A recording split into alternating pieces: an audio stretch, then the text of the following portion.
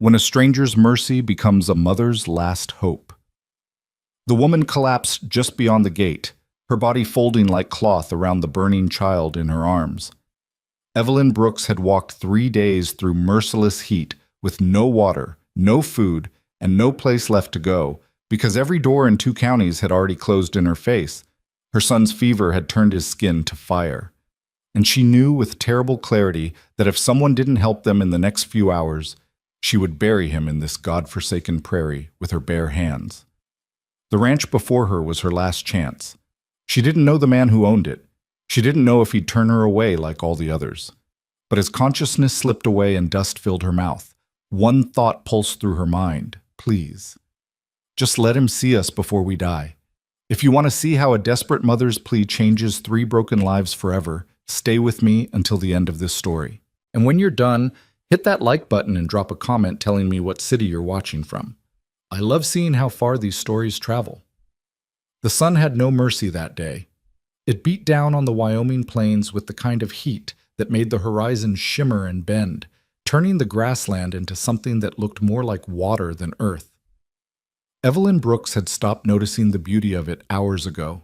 Now she only felt the weight of her son in her arms, the weight of her own failing body, the weight of 3 days walking with nothing but fear to keep her moving.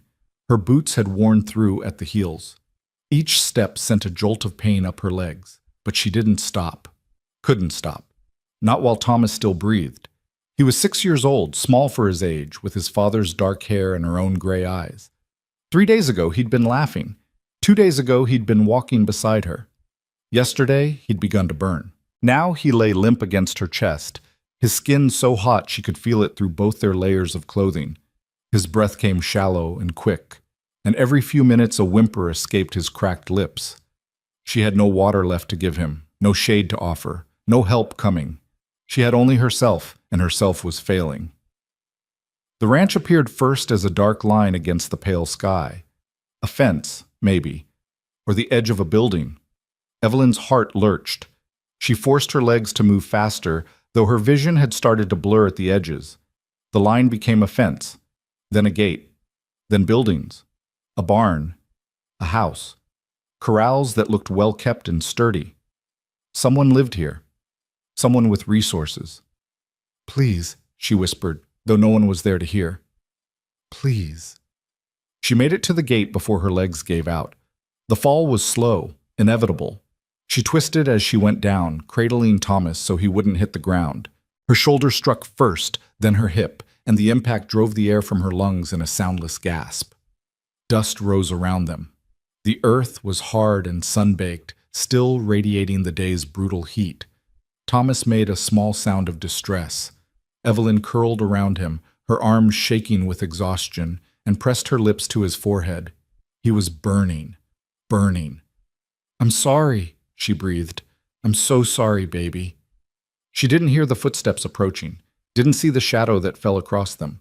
She only knew someone was there when a man's voice, low and rough with disuse, spoke from somewhere above her. "Ma'am?" Evelyn's eyes fluttered open, the world swam. She saw boots first, scuffed leather, dusty. Then legs. Then a man crouching down, his face backlit by the sun so she couldn't make out his features. All she could see was the silhouette, broad shoulders, a hat brim, strong hands reaching toward her. "Don't," she started, but her voice cracked. "Don't send us away, please. He needs help." The man went very still. Then he moved, quick and certain, sliding one arm under her shoulders and the other under her knees. "I've got you. My son, I've got him too. Hold on to him." Evelyn tightened her arms around Thomas as the man lifted them both. The world tilted. She caught a glimpse of his face, weathered, bearded, maybe 40, before her vision grayed out entirely. She felt movement, heard the creak of a door, smelled something that might have been wood smoke or coffee. Then nothing. Chas. Caleb Hart had stopped expecting company years ago. The ranch was remote even by Wyoming standards, accessible only by a long dirt road that turned to mud in spring and dust in summer. Neighbors were few and far between. Visitors were rarer still. He liked it that way. Liked the silence, liked the predictability of cattle and horses and land that didn't ask questions or expect answers. So when he'd looked up from mending fence and seen the woman collapsed at his gate, his first instinct had been disbelief. His second had been to ignore it. He'd learned the hard way that getting involved with other people's problems led nowhere good. He'd learned that caring led to loss, that hope was a knife that eventually turned on you. 4 years ago, he'd buried those lessons along with his wife and the child she'd carried, and he'd promised himself he wouldn't forget them. But the woman hadn't moved, and there was a child. Caleb had stood there for a full minute, jaw tight, telling himself it wasn't his concern. Then he'd seen the boy's face, flushed dark with fever, mouth open, chest rising too fast, and his feet had moved before his mind could override them. Now they were in his house, the woman on his bed, unconscious, the boy beside her, burning up. Caleb stared at them, his hands clenched at his sides. He should have left them at the gate, should have ridden to town for the doctor and let someone else deal with this. But town was 8 miles away, and the boy didn't have 8 miles worth of time left in him. He forced himself to move. Water first. He filled a basin from the kitchen pump and carried it back to the bedroom, along with clean rags from the linen chest that hadn't been opened in years. The boy's skin was so hot it was almost shocking to touch. Caleb wet a rag and pressed it to the small forehead, then another to the back of the boy's neck. The child stirred, whimpering. "Easy," Caleb murmured. The word came out rusty. He couldn't remember the last time he'd spoken gently to anyone. "You're all right." He wasn't all right. The fever was dangerous. Caleb had seen enough sickness on the frontier to know that. But he kept changing the rags, wringing them out and replacing them, working with steady focus because it was the only thing he could do. The woman didn't wake. Caleb checked her pulse, fast but steady, and noted the worn-through boots, the dress that had once been fine, but was now stained and torn, the way her hands were blistered and raw. She'd walked a long way, carried the boy the whole time, from the look of it. He frowned. What kind of situation drove a woman to walk through open country with a sick child and no supplies? None of his business, he reminded himself. He'd get them stable, ride for the doctor, and send them on their way as soon as they could travel. That was all. Evelyn woke to the sound of water. For a disorienting moment, she thought she was dreaming, the soft splash and drip, the cool touch on her face. Then memory crashed back. Thomas. The fever. The ranch. She lurched upright, gasping. "Easy." The same rough voice from before. "He's here. Right beside you." Evelyn's vision cleared. She was in a bedroom, small, plainly furnished, clean. Thomas lay next to her on the bed, his face still flushed but not the terrifying scarlet it had been. A man sat in a chair by the window, a wet rag in his hands, the same man who'd carried them inside. She could see him clearly now. Tall, solid build, dark hair shot through with gray. His face was hard-lined, weathered by sun and wind, with a beard that looked more like neglect than intention. His eyes were blue, pale, sharp, assessing. "My son." Evelyn's voice came out hoarse. "Fever hasn't broken yet, but it's not climbing." The man's tone was flat, factual. "I've been cooling him down. He needs a doctor." "I know." Evelyn reached for Thomas, her hands shaking as she touched his face, his chest. He was so small, so fragile. "I know he does." "Town's 8 miles. I can ride for the doctor, but it'll be a few hours before—" "No." The word came out sharper than she'd intended. Evelyn looked up at the man, forcing herself to meet those cold blue eyes. "Don't leave us." Something flickered across his face. Surprise, maybe, or irritation. "Ma'am, the boy needs medical attention. And I need to know we're not going to be thrown out the moment you're gone." Evelyn's jaw tightened. She was too tired for pride, too desperate for subtlety. "Please, I know you don't know us. I know we're strangers, but I'm begging you, let us stay until he's well. I'll work. I'll do anything. Just don't send us back out there." The man stared at her. His expression was unreadable. "What's your name?" he asked finally. "Evelyn Brooks. This is Thomas." "Where's your husband?" "Dead." The word was blunt. "True." 6 months now." "Family?" Evelyn's throat tightened. "None that will help." The silence stretched. She could see the calculation in his eyes, the instinct to refuse. She'd seen it a dozen times in the past 3 days, in the faces of townspeople who'd turned her away, in the eyes of farmers who'd set their dogs on her when she'd approached their homes. She waited for it, braced for it, but the man just stood, tossing the rag into the basin. "Name's Caleb Hart. This is my ranch." He moved toward the door, then paused. "I'll ride for the doctor. There's bread and butter in the kitchen if you're hungry. Don't touch anything else." "Thank you." The words came out broken. "Thank you." He didn't acknowledge it, just left, his boots heavy on the floorboards. Evelyn closed her eyes and pulled Thomas close, pressing her face into his hair. For the first time in days, she let herself cry. Doc Brennan arrived 3 hours later, a gray-haired man with kind eyes and steady hands. He examined Thomas thoroughly, asking questions Evelyn answered as best she could. When the fever started, what symptoms he'd shown, whether he'd eaten or drunk anything unusual. "Heat exhaustion," the doctor said finally. "Dehydration. Likely an infection from something he picked up on the road." He looked at Evelyn, his expression grave. "You got him here just in time, Mrs. Brooks. Another day, and—" He didn't finish. Didn't need to. Evelyn nodded numbly. "I'll leave medicine and instructions. Keep him cool, get fluids into him when he wakes. He should start improving in a day or two." Doc Brennan glanced toward the door where Caleb stood watching. "You'll look after them, Hart?" Caleb's jaw tightened. "Until the boy can travel." "Good." The doctor packed his bag, then paused. "You're doing a decent thing here." Caleb didn't respond. After the doctor left, the house fell into uneasy quiet. Evelyn stayed at Thomas's side, following the doctor's instructions with meticulous care. Caleb disappeared outside, returning only to bring food or check that they had what they needed. He didn't speak unless spoken to, didn't ask questions, but he didn't send them away. He met. Thomas's fever broke on the second night. Evelyn felt it happen. The subtle shift from burning to merely warm, the way his breathing eased and deepened. She pressed her hand to his forehead and nearly sobbed with relief. He was going to be all right. He was going to live. She found Caleb in the kitchen, staring into a cup of coffee. His fever broke.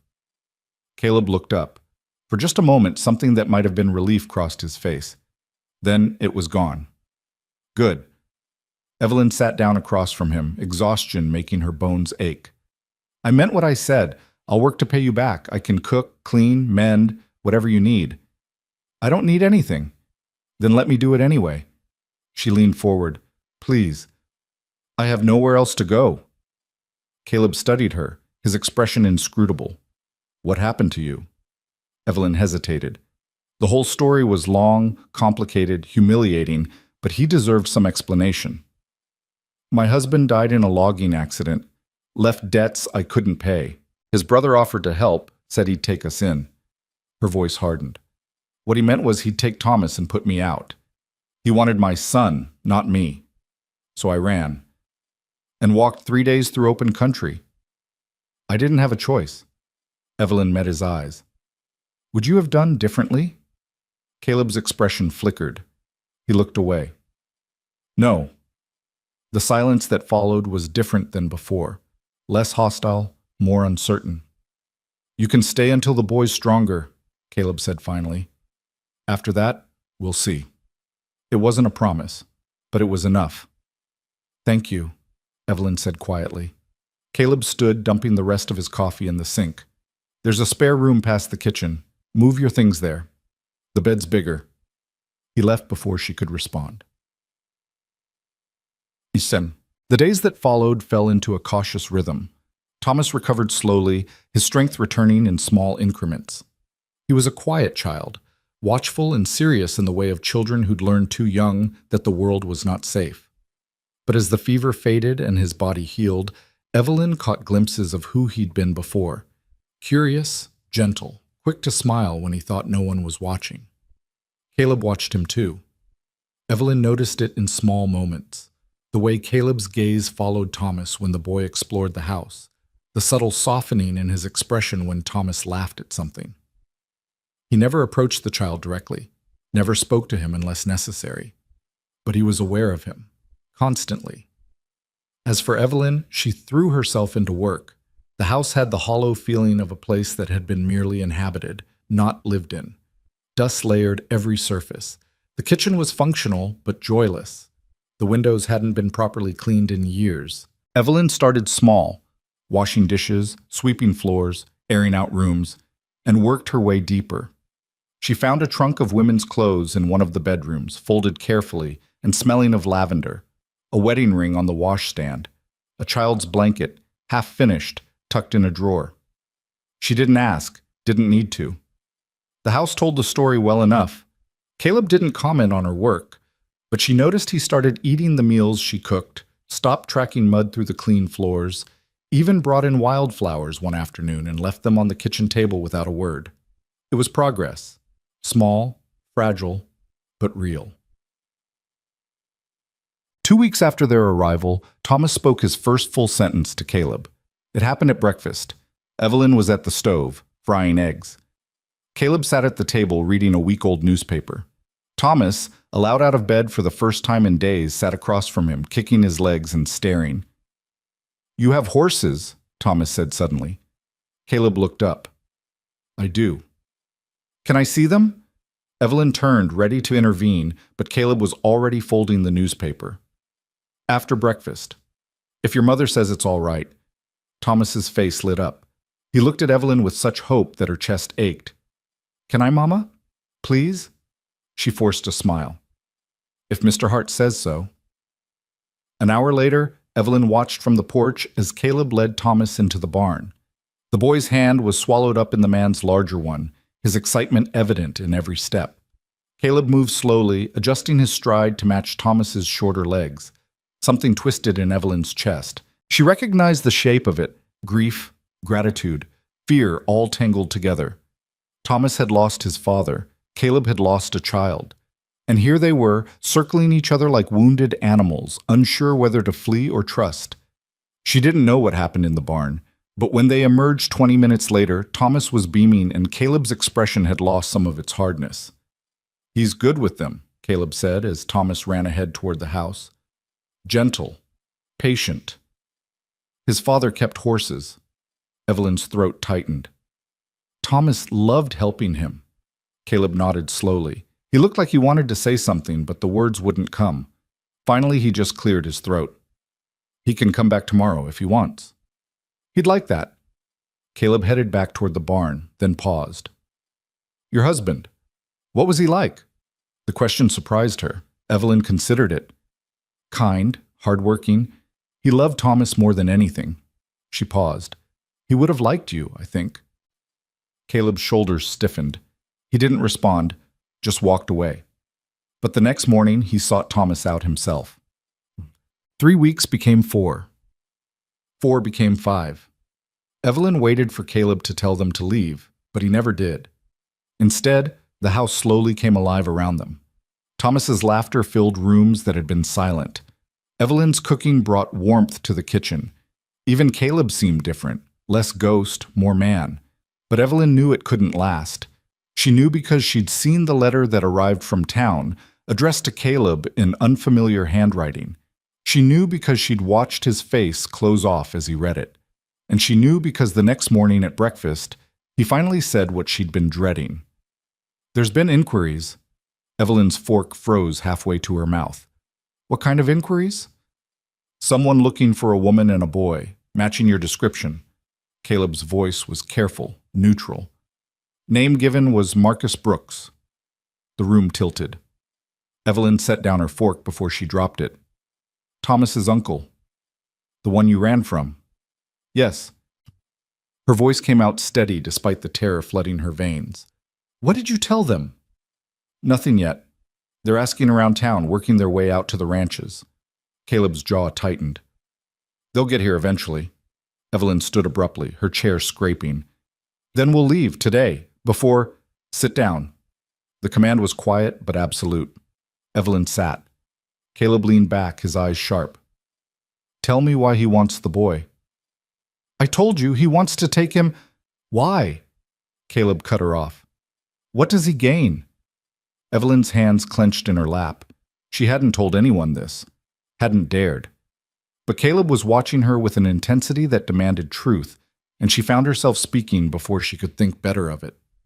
Thomas's father had a trust, set up by his father, meant for his heirs.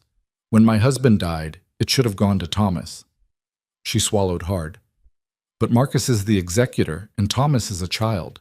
If Marcus has custody, he controls the money until Thomas comes of age. 15 years of control over a substantial fortune. And you? I'm nothing. A poor widow with no legal standing. If I'd stayed, Marcus would have taken Thomas through the courts, and I couldn't have stopped him. Her voice cracked. So I ran. Caleb was silent for a long moment.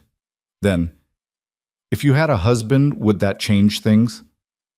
Evelyn blinked. Yes. A husband would have legal rights to Thomas that Marcus couldn't override. But I don't... Marry me. The words fell into the room like stones. Evelyn stared at him. What? Marry me, Caleb repeated, his voice flat and businesslike. I need an heir for this ranch. You need a husband to protect your son. It's a practical solution. That's... Evelyn couldn't find words. That's insane. Is it? Caleb leaned forward. You said yourself a husband would give you legal standing. Marcus couldn't take Thomas if you were married to a property-owning man with means. And He paused, something painful crossing his face. I'm not having children of my own, but this ranch needs someone to inherit it. Your son could do that. You don't even know us. I know enough. His voice was hard. I know you'd walk through hell for your boy. I know he's a good kid, and I know Marcus Brooks will take him if you don't have legal protection. Evelyn's mind reeled. It was crazy, impossible. They were strangers, and yet, what would you expect, she asked carefully, from this marriage? A legal arrangement. You keep the house, raise the boy, I work the ranch. In time, we teach him to run it. Caleb's expression was unreadable. Nothing more. Nothing more, Evelyn repeated.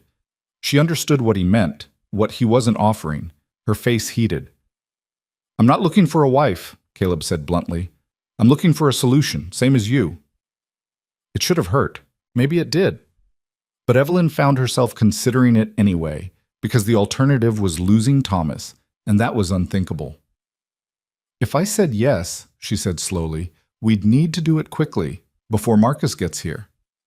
We could ride to town tomorrow, be married by noon, and if he challenges it in court, then we fight him in court. Caleb's jaw set. But he'll have a harder time claiming fraud if we're legally wed before he ever shows up. Evelyn looked down at her hands. They were shaking. This was madness. Marrying a stranger, tying her life to a man she barely knew, asking him to fight a battle that wasn't his. But Thomas was upstairs, safe and healing in a house that had become the first real home he'd had in months. And Marcus was coming. She raised her eyes to Caleb's. All right. His expression didn't change. All right? Yes. Evelyn's voice steadied. I'll marry you. Something flickered in Caleb's eyes. Relief, maybe, or resignation. He nodded once. We leave at dawn. Then he stood and walked out, leaving Evelyn alone with the weight of what she'd just agreed to and the terrifying hope that maybe, just maybe, it would be enough to save them all. The ride to town began in silence. Evelyn sat beside Caleb on the wagon bench, her hands folded tightly in her lap, watching the prairie roll past in shades of gold and green. Thomas sat between them, still weak but excited by the prospect of an adventure. He didn't know what they were going to town for. Evelyn had only told him they had business to attend to, and she was grateful for his innocence. Caleb drove with steady competence, his face unreadable beneath the brim of his hat. He'd been up before dawn, hitching the horses and loading supplies with the efficiency of a man who'd done it 1,000 times. When Evelyn had come downstairs with Thomas, Caleb had simply nodded toward the wagon and said, Ready? No discussion. No second thoughts. Just forward motion. It should have terrified her. Maybe it did. But terror had become so familiar in recent months that it hardly registered anymore. What she felt instead was a strange, hollow calm, the kind that came from making an irreversible decision and having no choice but to see it through. Mama? Thomas tugged at her sleeve. Why are we going to town? Evelyn forced a smile. Mr. Hart and I have some papers to sign. What kind of papers? Grown-up business, sweetheart. Nothing for you to worry about. Thomas accepted this with the easy trust of a child who'd learned his mother would protect him. He turned his attention back to the landscape, pointing out a hawk circling overhead. Evelyn's chest tightened. She was doing this for him, to keep him safe, to make sure Marcus could never take him. She had to believe it was the right choice. Caleb spoke for the first time an hour into the journey. There's a preacher in town. He'll do it quietly if we ask. How much will he charge? Nothing I can't cover. Caleb glanced at her briefly. You'll need a ring. Evelyn looked down at her bare left hand. She'd sold her wedding ring months ago to buy food. You need one if this is going to look legitimate. His tone was matter of fact. We'll get one from the general store. Caleb, I can't ask you to... You're not asking. I'm telling you how this works. He kept his eyes on the road. We do this right, or we don't do it at all. Evelyn swallowed her protest. He was right. If they were going to convince a judge that this marriage was real, they needed to make it look real. A wife without a ring would raise questions. Thank you, she said quietly. Caleb didn't respond. The town appeared as a cluster of buildings shimmering in the late morning heat. It was bigger than Evelyn expected. A main street lined with shops and businesses, side streets branching off into residential areas, the spire of a church rising above it all. People moved along the boardwalks, going about their ordinary lives, unaware that the woman in the dusty wagon was about to tie herself to a stranger to save her child.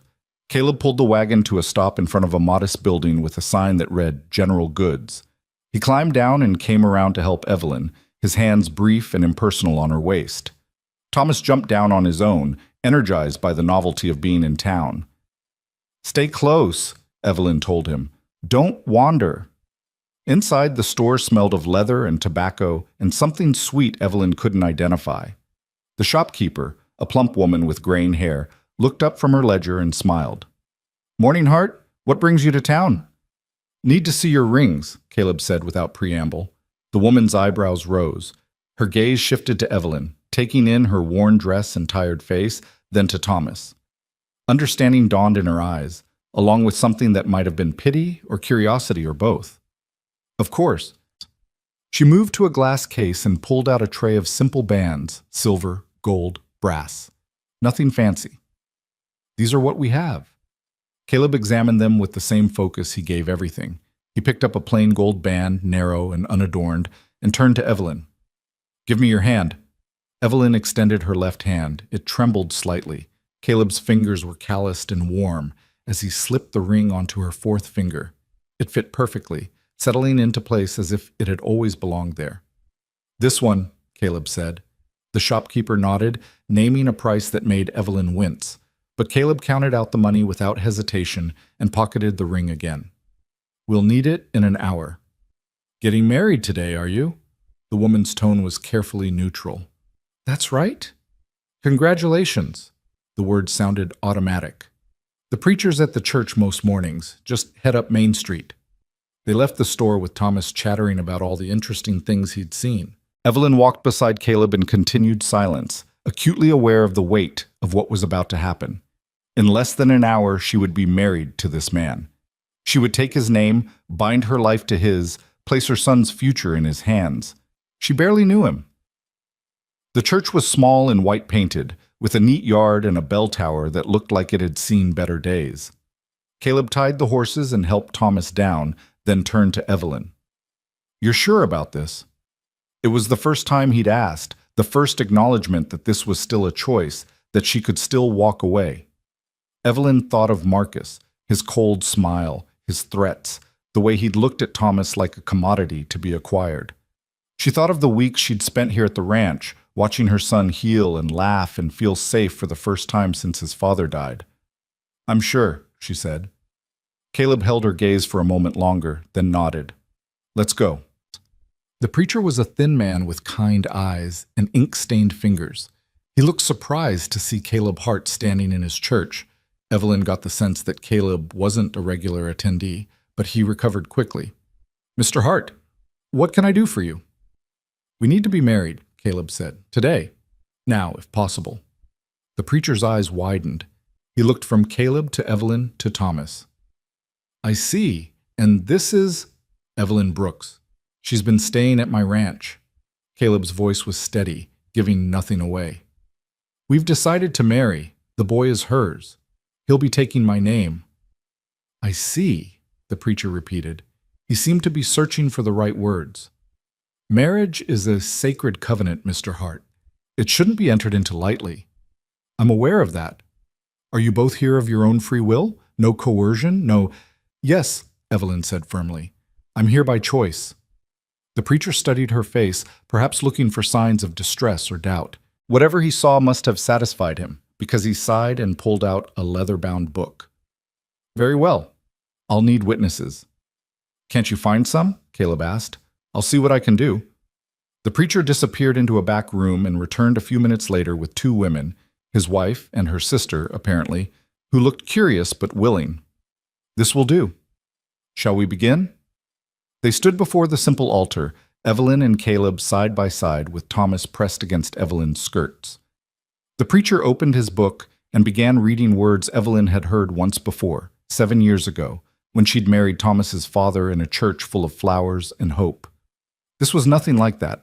This was stark and practical and almost businesslike. The preacher's voice droned through the familiar passages. Caleb's responses came in a low, steady tone, and when it was Evelyn's turn to speak, she heard her own voice as if from a great distance, promising things she wasn't sure she could give to a man she wasn't sure she understood. Do you have a ring? The preacher asked. Caleb produced the gold band. He took Evelyn's hand. His grip was firm but not painful, and slid the ring onto her finger for the second time that day. This time it stayed. I now pronounce you man and wife. The preacher closed his book. You may kiss the bride. Caleb hesitated. Evelyn saw the conflict in his eyes.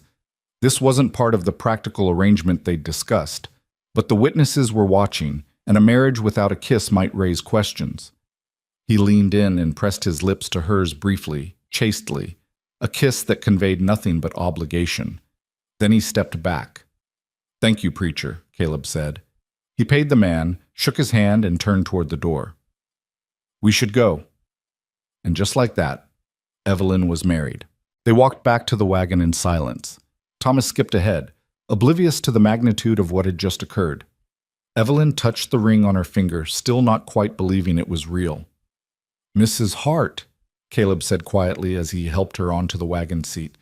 The name sounded foreign, wrong, but also, strangely, like a kind of armor. Mr. Hart, she replied. Something that might have been amusement flickered across his face. Then it was gone, and they were riding out of town, the marriage certificate folded in Caleb's pocket and Evelyn's old life receding with every mile. They were halfway home when Thomas finally asked the question Evelyn had been dreading. Mama, why did you marry Mr. Hart? Evelyn glanced at Caleb. He kept his eyes on the road, but she could see the tension in his shoulders. This was her question to answer. Because I care about you, sweetheart, she said carefully, and Mr. Hart is a good man who's willing to help us. We're going to live at the ranch now. It's going to be our home.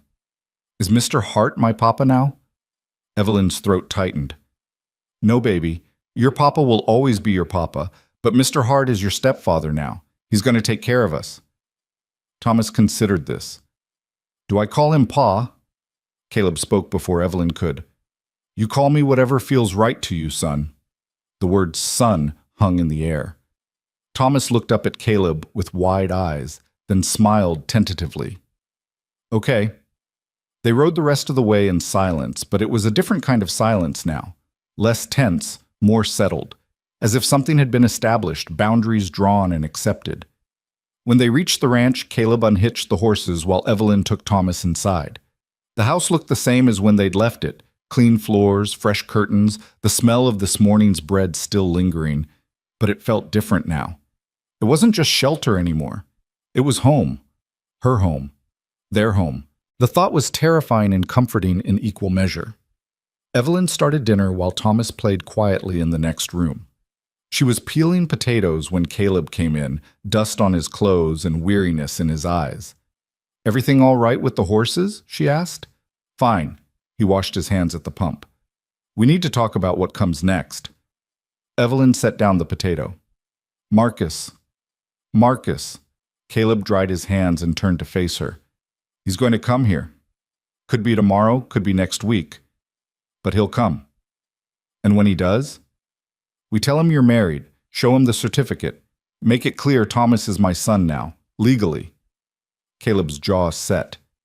"If he tries to challenge it, we get a lawyer. That will cost money." "I have money." His tone was firm. "This is what we agreed to, Evelyn. I'm not backing out because it gets expensive or difficult."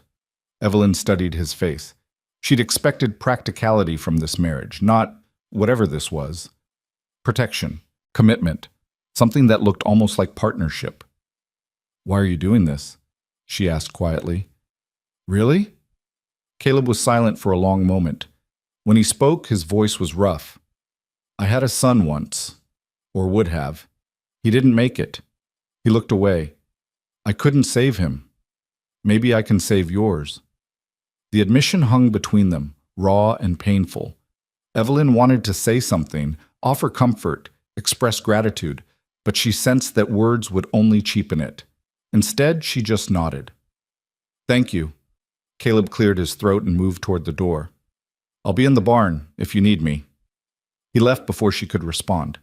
Evelyn returned to her potatoes, but her hands were shaking. She'd married this man thinking she understood the arrangement. Practical, transactional, mutually beneficial. But there was more to Caleb Hart than she'd realized. More pain. More capacity for care than he wanted to admit. It should have made her feel safer. Instead, it made her afraid of what would happen when Marcus came and put everything to the test. Marcus Brooks arrived 4 days later. Evelyn heard the horse first, the sharp sound of hooves on the hard-packed road. She was hanging laundry, and the sound made her freeze, a damp sheet clutched in her hands. She knew, with terrible certainty, who it was before she even saw him. Caleb emerged from the barn, his rifle held loosely in one hand. He'd been expecting this too. The rider came into view, a man in his 30s, well-dressed in city clothes that looked absurd on the prairie. Dark hair, cold eyes, a smile that didn't reach them. Marcus had always looked like a man calculating angles, figuring out how to turn situations to his advantage. He pulled his horse to a stop and dismounted with the ease of someone who'd grown up around horses, but hadn't ridden one in years. His gaze swept over the ranch, dismissive and assessing, before landing on Evelyn. "Hello, Evelyn." His voice was smooth, pleasant. "You've been hard to find." Evelyn set down the laundry basket. Her legs felt unsteady, but she forced herself to stand tall. "Marcus. I've been worried sick. My brother's widow disappeared with his son. You can imagine the concern." He glanced at Caleb, taking in the rifle, the hard expression. "And who might you be?" "Caleb Hart. This is my ranch." "Ah." Marcus's smile widened. "The good Samaritan who took in my desperate sister-in-law. How generous of you." "She's not your sister-in-law anymore," Caleb said flatly. "She's my wife." The smile froze. "Excuse me?" "We were married 4 days ago. Evelyn Hart. Legal and binding." Marcus's expression went through several rapid changes. Shock, anger, calculation. When he spoke again, his voice had lost its pleasant veneer. "That's convenient. A destitute widow shows up on your doorstep and suddenly you're married. Tell me, how much did she offer you to go along with this charade?" "It's not a charade," Evelyn said. Her voice came out stronger than she felt. "We're legally married. Thomas is Caleb's son now. Thomas is my nephew, my brother's heir, and you—" Marcus pointed at her, his face reddening. "You have no right to give him away to some stranger." "I have every right. I'm his mother. A mother with no means, no home, no ability to provide for the boy." Marcus's voice turned sharp. "I offered you a place. I offered to take care of you both. And you ran like a thief in the night." "You offered to take Thomas and put me out on the street," Evelyn shot back. "Don't pretend this is about concern, Marcus. This is about the trust fund." Something dangerous flashed in Marcus's eyes. "Careful, Evelyn. It's the truth. You want Thomas because you want control of his inheritance. That's all this has ever been about. What I want is to honor my brother's wishes. He would have wanted his son raised properly, not on some backwater ranch by a man with no education, no refinement. That's enough. Caleb's voice cut through Marcus's tirade like a knife. He stepped forward, the rifle still in his hand. You're on my property. You've said your piece. Now you can leave. Marcus's jaw clenched. This isn't over. I'll challenge this sham marriage in court. I'll prove she coerced you or bribed you or... Good luck with that. Caleb's expression was stone. The marriage is legal. We have witnesses. And Thomas is thriving here. Any judge who sees him will know he's well cared for. We'll see what a judge says about a woman who runs away with a child and marries the first man she finds. Marcus swung back onto his horse. You haven't won, Evelyn. Not by a long shot. He wheeled the horse around and rode off, leaving dust and tension in his wake. Evelyn stood frozen, her heart hammering. That had gone exactly as badly as she'd feared. Marcus wasn't giving up. He was going to fight this in court. And he had money and connections and lawyers. What did she have? Evelyn? She turned to find Caleb watching her, his expression unreadable. He's going to challenge us, she said. Her voice shook. He's going to drag us into court and try to prove this marriage is fake. Let him try. Caleb, he has resources we don't. He has money. We have truth. Caleb set the rifle aside. You're my wife. Thomas is my son. That's not a lie, legally speaking. And if Marcus wants to argue otherwise, he'll have to prove fraud. That won't be easy. He'll try. He'll dig into our past, question people in town, look for any evidence that this was arranged. Then we make sure there's no evidence to find. Caleb's voice was firm. From now on, we act like a real married couple. No separate bedrooms, no distance. Anyone who sees us needs to believe this marriage is genuine. Evelyn stared at him. You mean... I mean, we share a room. We act like husband and wife in public. We give them nothing to question. He paused. I'm not talking about... I said I wouldn't ask that of you, and I won't. But appearances matter. If Marcus is watching, we can't give him ammunition. Heat flooded Evelyn's face. The idea of sharing a room with Caleb, even platonically, felt intensely intimate. But he was right. If they were going to convince a judge this marriage was real, they needed to convince everyone else first. All right, she said quietly. We'll make it look real. Not just look. It is real. You're my wife. Thomas is my son. That's the truth we're going to live, starting now. Something in his tone made Evelyn's chest tighten. This was still a practical arrangement. She knew that. But the way Caleb said it, with such finality and conviction, made it feel like more. Like maybe, against all odds, they actually were becoming a family. That evening, Evelyn moved her belongings into Caleb's room. It was the largest bedroom in the house, with a wide bed, a wardrobe, and a window that looked out over the prairie. Evelyn had cleaned it weeks ago, but had never been inside for more than a few minutes. Now it was hers, too.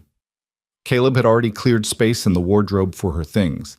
He'd also brought in a chair and a blanket, which he set by the window. I'll sleep there, he said, gesturing to the chair. You take the bed. Caleb, you can't sleep in a chair. I've slept in worse places. I'll be fine. Evelyn wanted to argue, but the set of his jaw told her it wouldn't do any good. Thank you. He nodded and left her to settle in. That night, Evelyn lay in the wide bed, acutely aware of Caleb's presence across the room. She could hear his breathing, slow and even, and the occasional shift of the chair. It should have been awkward, uncomfortable. Instead, it felt strangely safe. For the first time in months, Evelyn fell asleep without fear gnawing at her chest. The next morning, Caleb rode into town to see a lawyer. He returned several hours later looking grim but determined. Evelyn met him at the door, her stomach in knots. Well? Marcus filed papers. He's challenging the marriage and seeking custody of Thomas. Caleb hung his hat and moved into the kitchen. The hearing is set for 2 weeks from now. Evelyn's legs went weak. She sank into a chair. What did the lawyer say? He said Marcus has a case. A widow marrying a stranger weeks after arriving at his ranch raises questions. But Caleb sat down across from her. He also said if we can show the marriage is genuine, if we can demonstrate that Thomas is happy and well cared for, we have a chance. Just a chance. That's all we ever had, Evelyn. His voice was steady. But it's more than you had before you came here. He was right. Before, she'd had nothing. No husband, no home, no legal standing. Now she had all three. It might not be enough, but it was something. What do we do? She asked. We prepare. We get character witnesses, people who can testify that Thomas is thriving here. We document everything, and we present ourselves in court as a legitimate family. Caleb leaned forward. The lawyer said the judge will likely want to speak with Thomas. Evelyn's heart clenched. He's 6 years old. I know, but the judge will want to hear from him, see if he's happy, if he feels safe. Marcus will twist anything Thomas says. Thomas is a smart boy. He'll tell the truth. Caleb's gaze held hers. Do you trust him to do that? Evelyn thought of her son, his quiet strength, his gentle nature, his love for this ranch and the life they'd built here. Yes, I trust him. Then that's what we'll do. We'll prepare, we'll fight, and we'll win.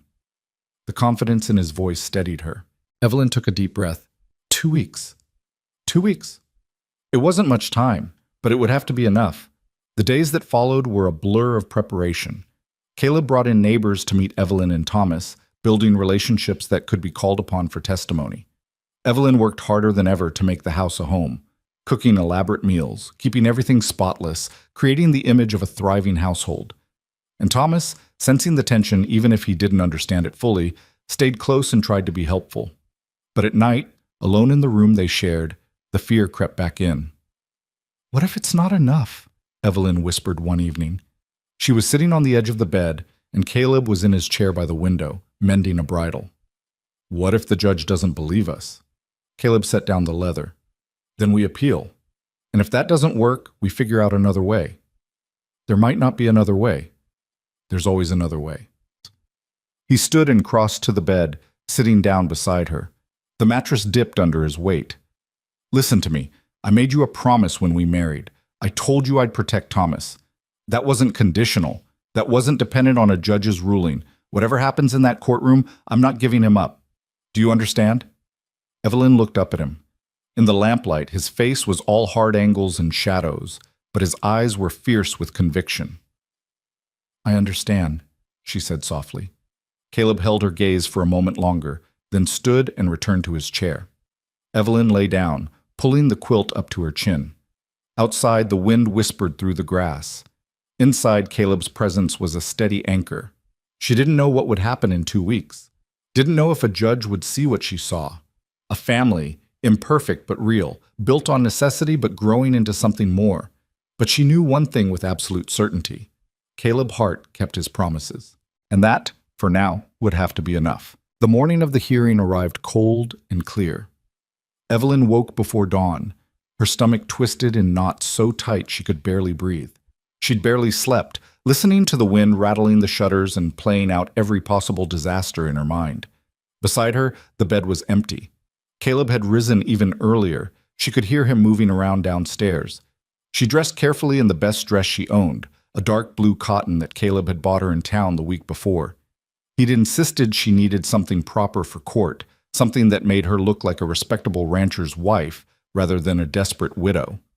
Her hand shook as she fastened the buttons. When she came downstairs, Caleb was at the kitchen table with Thomas. The boy was eating breakfast, his face serious but not frightened. Caleb had spent hours with him over the past 2 weeks, explaining gently what would happen today, preparing him without scaring him. Morning, Caleb said. His voice was steady, but Evelyn could see the tension in his shoulders. Morning. She couldn't eat, but she poured herself coffee and sat down. How are you feeling, sweetheart? Thomas shrugged. Okay, I guess. Mr. Hart, Pa, he said I just have to tell the truth. The casual use of Pa made Evelyn's throat tighten. It had started about a week ago, Thomas trying out the word tentatively, and Caleb had accepted it without comment. Now it came naturally, as if it had always been that way. That's right, Evelyn managed. Just tell the truth. That's all anyone can ask. They finished breakfast in near silence, then climbed into the wagon. The ride to town felt both endless and far too short. Evelyn kept her hands folded in her lap to hide their trembling. Caleb drove with his usual steady focus, but she noticed the way his jaw was set, the tightness around his eyes. "Whatever happens," he said quietly, "we face it together." Evelyn nodded, not trusting her voice. The courthouse was a squat brick building on the edge of town. Several horses and wagons were already tied outside. Word had spread about the hearing, and people were curious.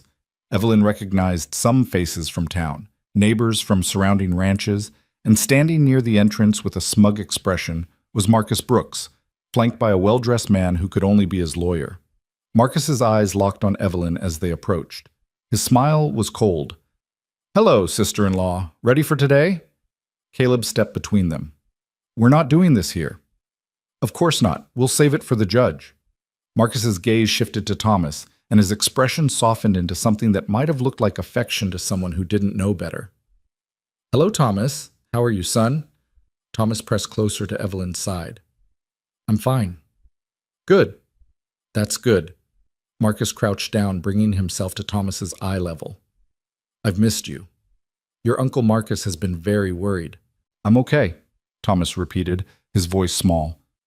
"We should go inside," Caleb said firmly. He placed a hand on Thomas's shoulder, guiding him toward the courthouse door. Marcus straightened, his false warmth evaporating. "This is far from over, Hart." "I know." Inside, the courtroom was smaller than Evelyn had imagined. Just a single room with wooden benches, a raised platform for the judge, and windows that let in harsh morning light. Their lawyer, a middle-aged man named Samuel Garrett, was already there. He greeted them with a nod. "The judge is fair," he said quietly, "but he's also a stickler for propriety. He won't like the speed of your marriage, but if we can show it's genuine, we have a chance." "How do we show that?" Evelyn asked. "By being honest, by letting him see that Thomas is happy and well cared for, and by not giving Marcus any ammunition." Garrett glanced at Caleb. "The opposing counsel will try to rattle you. Don't let him." Caleb's expression didn't change. "I won't." They took their seats. Evelyn sat between Caleb and Thomas, her hands gripping the edge of the bench. The room filled slowly, curious townspeople, a few ranchers who'd agreed to testify on their behalf, Marcus and his lawyer on the opposite side. The air felt thick with anticipation and judgment. Then the judge entered. He was older, maybe 60, with silver hair and a weathered face that suggested he'd spent time on the frontier before taking the bench. His robes hung heavily on his frame, and his eyes were sharp as he surveyed the courtroom. "All rise," the bailiff called. Everyone stood. The judge settled into his chair and gestured for them to sit. "This is a custody hearing," he began, his voice carrying easily through the small space. "Marcus Brooks is petitioning for custody of Thomas Brooks, currently in the care of his mother, Evelyn Hart, and her husband, Caleb Hart. We're here to determine what's in the best interest of the child." His gaze swept the room. "I expect honesty, decorum, and respect for this court. Understood?" A murmur of agreement rippled through the room. "Mr. Sterling," the judge addressed Marcus's lawyer, "you may present your case." Sterling stood, buttoning his jacket. He was polished, confident, every inch the city lawyer. "Thank you, Your Honor. This case is quite straightforward. My client, Marcus Brooks, is seeking custody of his nephew, Thomas Brooks, who was left in the care of his mother after his father's tragic death 6 months ago." He paused, letting that sink in.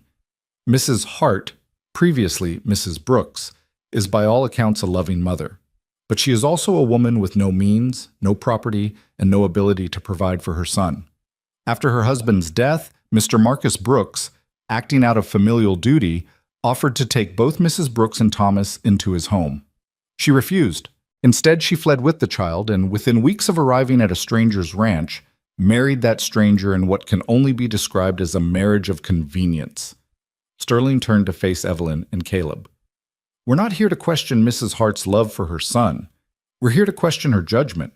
A marriage entered into hastily, with no courtship, no foundation. This is not the stable home a child deserves.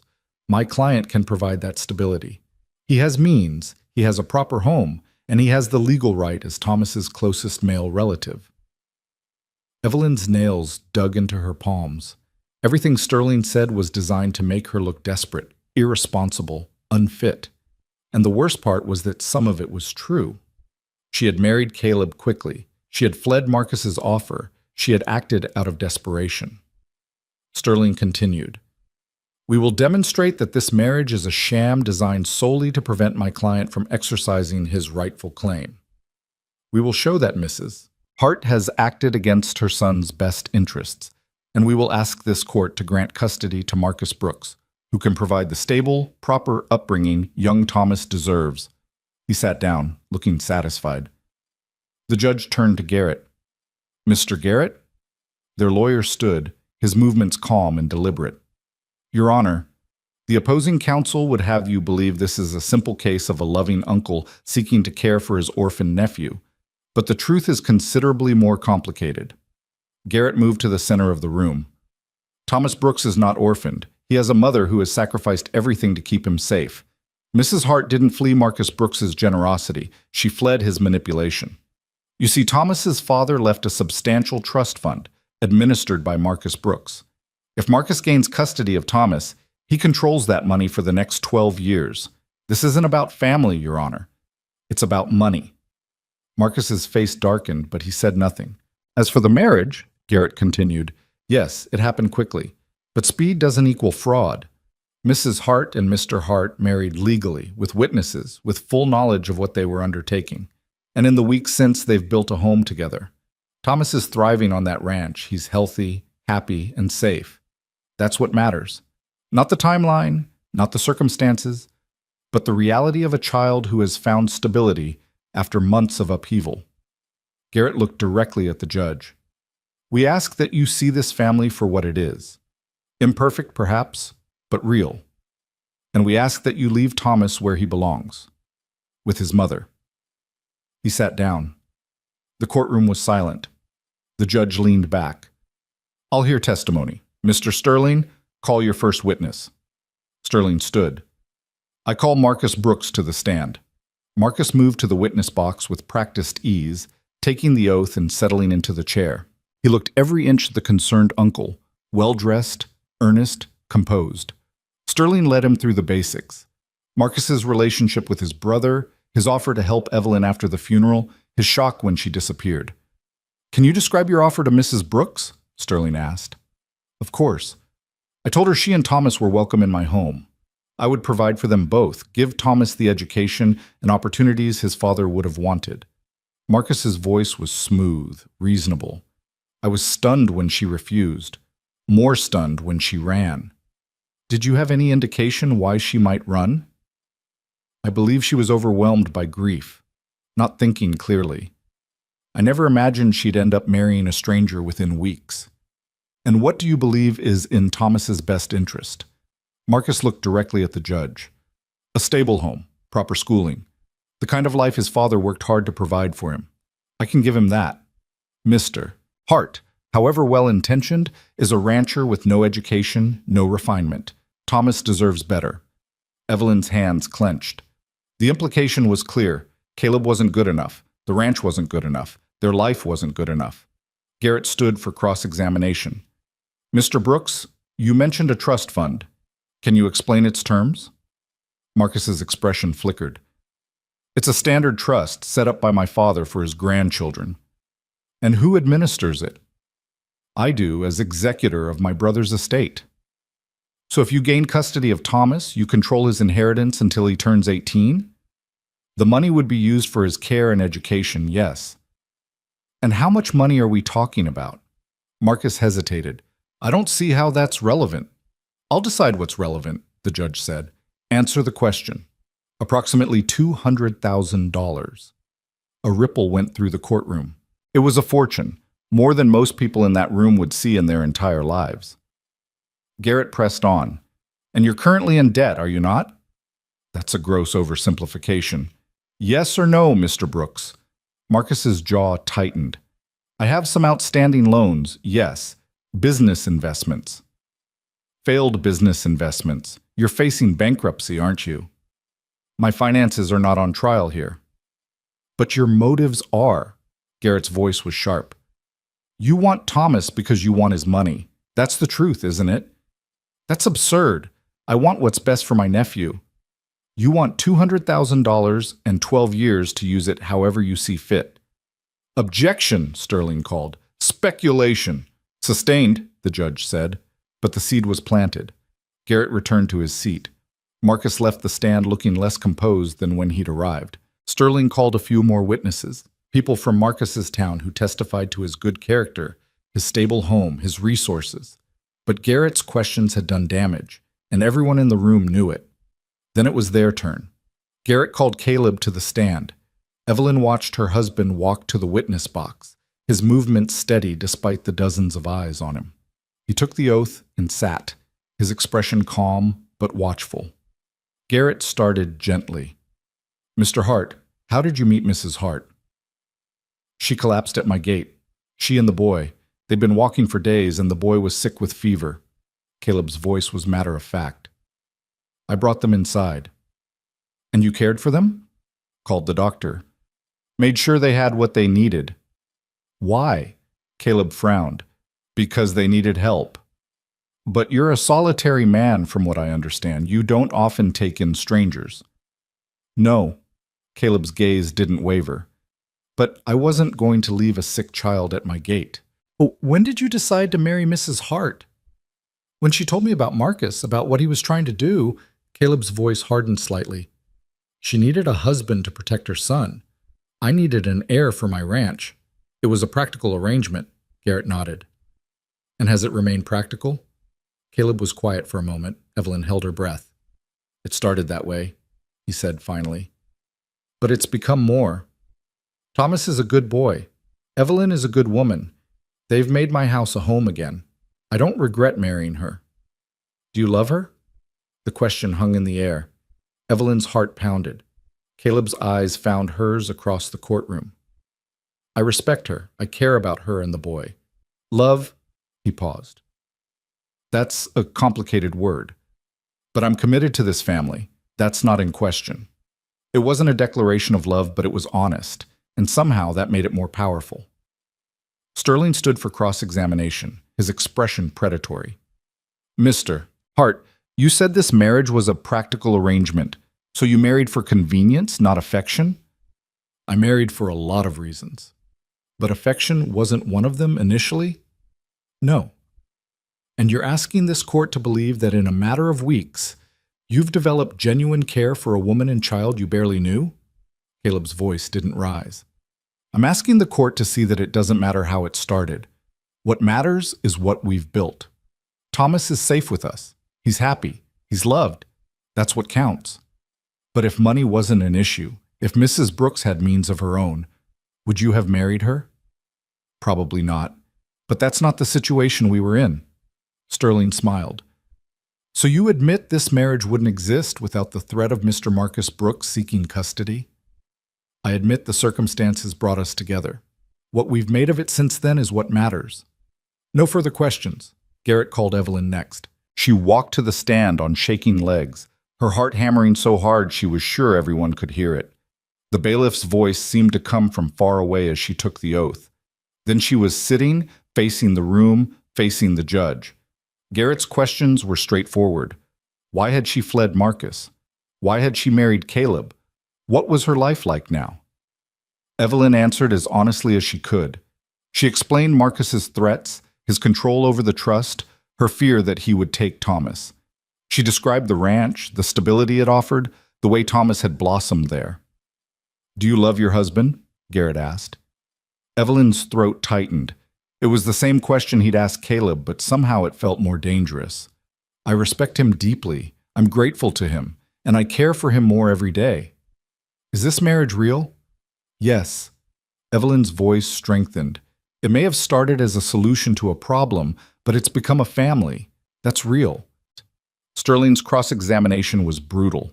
He questioned her judgment in running, her decision to marry so quickly, her ability to provide for Thomas on her own. He implied she was using Caleb, manipulating him, prioritizing her own comfort over Thomas's true needs. Isn't it true, Mrs. Hart, that you had no options left? That Mr. Hart was your last resort? Yes, Evelyn admitted. I had no options. But that doesn't make this marriage false. It makes it necessary, and necessity has turned into something real. Or so you claim. But how can we trust that? How can this court believe that a marriage born of desperation is anything more than a legal maneuver? Because you can ask my son. Evelyn's voice shook but held firm. Ask him if he's happy. Ask him if he feels safe. Ask him if this is home, so he'll tell you the truth. Sterling smiled coldly. We intend to. The judge called a recess before Thomas's testimony. Evelyn returned to her seat, her hands trembling. Caleb reached over and took her hand, squeezing it once. You did well, he said quietly. Evelyn wasn't sure she believed him, but his hand was warm and steady, and she held on. After the recess, the judge called Thomas to the stand. Evelyn's heart broke watching her small son walk to the witness box. He looked so young, so vulnerable. The bailiff had to adjust the Bible for Thomas to reach it for the oath. Then he was sitting in the chair, his feet dangling above the floor, his eyes wide. The judge leaned forward, his expression gentling. Hello, Thomas. Hello, sir. You understand why you're here? Yes, sir. You're deciding where I should live. That's right, and I need to ask you some questions to help me decide. Is that all right? Thomas nodded. I need you to speak out loud, son. Yes, sir. That's all right. The judge smiled slightly. Good.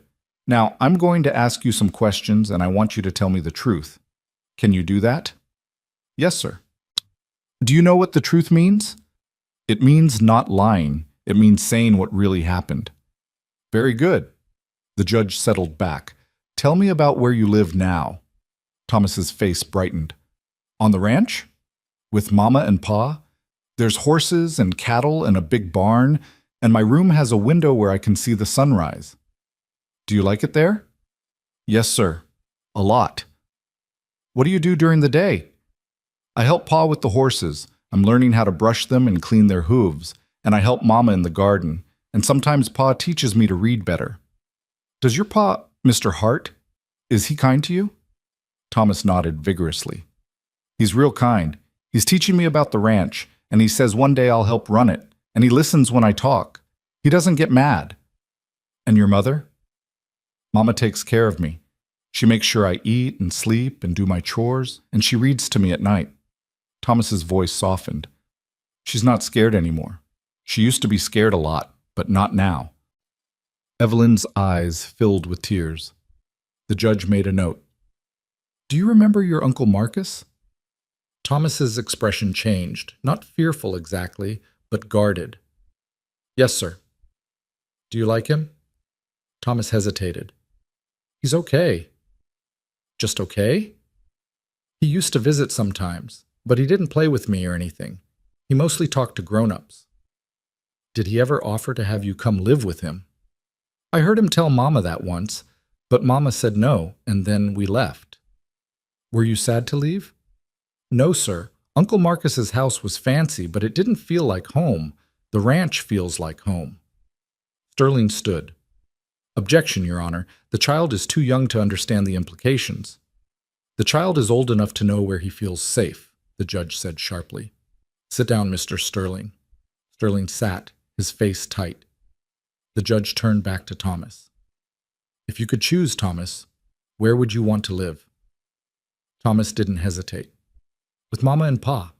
On the ranch. Why? Because they want me. Not because they have to or because of money or anything. They just want me. Thomas's voice was clear and certain. Pa says I'm his son now. And Mama says we're a family, and that's what I want too. The courtroom was utterly silent. The judge nodded slowly. Thank you, Thomas. You can step down. Thomas climbed out of the chair and walked back to Evelyn. She pulled him close, pressing a kiss to his hair. The judge looked at both lawyers. Final arguments? Sterling stood, but his argument felt hollow now. He talked about stability and resources and proper upbringing, but Thomas's words hung in the air, undeniable and true. Garrett's closing was brief. Your Honor, you've heard from a boy who knows exactly what he wants and why. You've heard testimony showing that Marcus Brooks's motives are financial, not familial. And you've seen a family, unconventional perhaps, but real.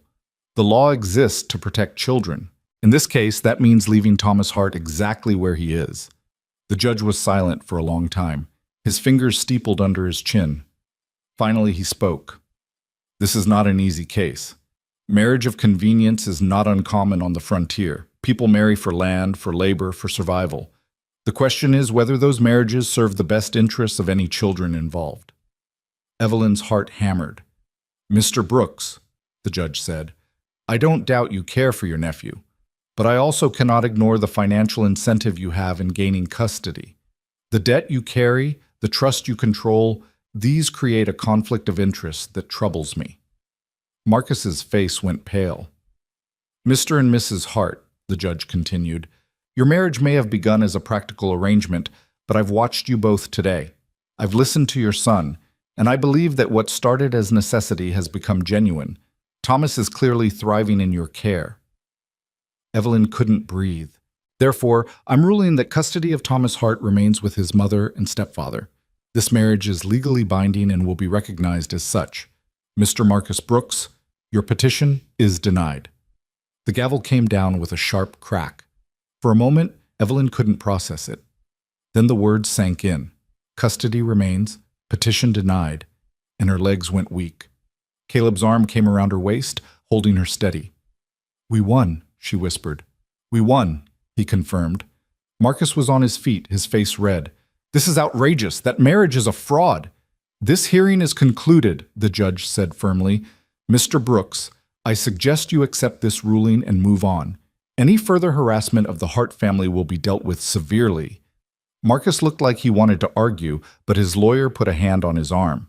After a moment, Marcus turned and stalked out of the courtroom, his lawyer hurrying after him.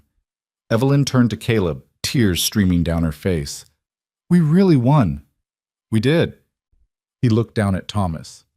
You did well, son. Real well. Thomas beamed. They left the courthouse together, stepping out into bright afternoon sunlight. People crowded around, offering congratulations, shaking Caleb's hand. But Evelyn barely heard them. All she could think was that Thomas was safe. He was hers. They were a family. For the first time in 6 months, the future didn't terrify her. It looked like home. The ride home felt different.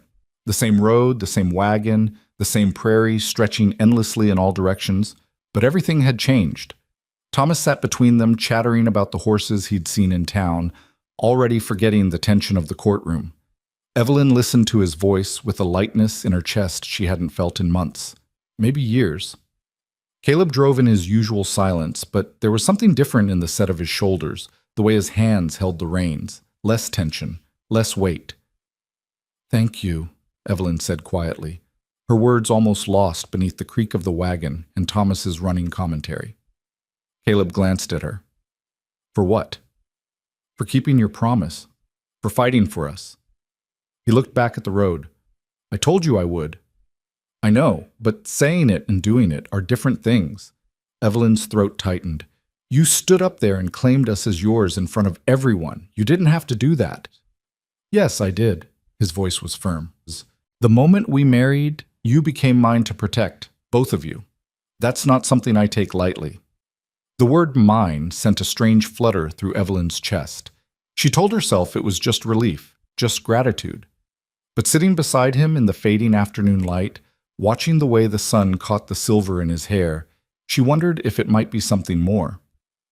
By the time they reached the ranch, the sky had turned deep purple, stars beginning to pierce through. Thomas was drooping against Evelyn's side, exhausted by the day's events. Caleb carried him inside and up to his room while Evelyn lit the lamps. When Caleb came back down, he found her standing in the kitchen, staring at nothing. You all right? He asked. Evelyn turned to him. I keep thinking he's going to come back. Marcus, I keep thinking this isn't really over. It's over. The judge made that clear. But what if he appeals? What if he finds some other way? Evelyn. Caleb crossed to her, his boots heavy on the floorboards. Marcus Brooks just lost in court. His motives were exposed, his debts made public. He's not going to risk further humiliation, and even if he tried, we'd fight him again, and we'd win again. You sound so certain. I am certain. He reached out and took her hand, his calloused fingers wrapping around hers. You're my wife. Thomas is my son. Anyone who wants to challenge that will have to go through me first." Evelyn looked down at their joined hands. His was so much larger than hers, scarred from years of ranch work, strong and steady. She thought about the fact that this man had been a stranger 2 months ago. Now he stood between her and the world, willing to fight battles that weren't even his to begin with. "I don't know how to thank you," she whispered. "You don't need to thank me. We're family now." He squeezed her hand once, then let go, stepping back. "Get some rest. It's been a long day." He left before she could respond, heading out to check on the livestock like he did every night. Evelyn stood in the quiet kitchen, her hand still tingling from his touch, and realized with startling clarity that something had shifted between them today. The marriage might have started as a practical arrangement, but it wasn't that anymore. She wasn't sure what it was becoming, but it felt real in a way that made her both hopeful and terrified. The days that followed the hearing settled into a new rhythm, one that felt less like survival and more like living. Thomas threw himself into ranch life with the enthusiasm of a boy who finally felt secure enough to put down roots. He was up with Caleb every morning, following him to the barn, learning to saddle horses and mend fences and read the sky for weather. Evelyn watched them together with a complicated mix of emotions. Thomas had loved his father deeply, and she'd worried that accepting Caleb as Pa might somehow diminish that memory. But Thomas seemed to understand instinctively that having a stepfather didn't erase his real father. It just meant he had someone else who cared about him. And Caleb did care. It showed in small ways. The patient explanations when Thomas made mistakes, the quiet pride when the boy succeeded at something new, the way Caleb had started keeping hard candies in his pocket because Thomas liked them. "He's good with him," their neighbor Sarah Brennan said one afternoon. She'd come to borrow some flour and stayed for coffee, watching through the kitchen window as Caleb taught Thomas to throw a rope. "You can see he means it. That boy's lucky to have him." "We're both lucky," Evelyn admitted. Sarah gave her a knowing look. "And how are things between you two? You and Caleb?" Evelyn busied herself pouring more coffee. "Fine. Good." "That's it? Just fine?" "What else would it be?" "Oh, I don't know. Maybe something more." Sarah's eyes twinkled. "I saw how he looked at you in that courtroom, Evelyn. That wasn't the look of a man in a marriage of convenience." Evelyn's face heated. "You're imagining things." "Am I?" Sarah leaned back, unconvinced.